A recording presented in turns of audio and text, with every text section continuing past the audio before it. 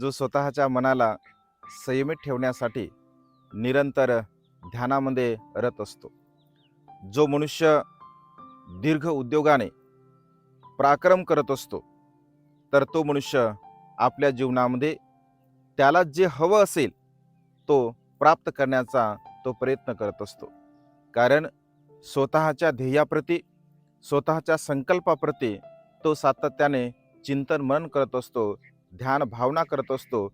आणि केवळ तो तशा प्रकारचं करतच नाही, तर ते कर्म पूर्ण करण्यासाठी तो पराक्रम करत असतो. आणि जो मनुष्य कुशल कर्माचा पराक्रम करत असतो, तो मनुष्य आपल्या जीवनामध्ये कधीही अपयशी होत नाही.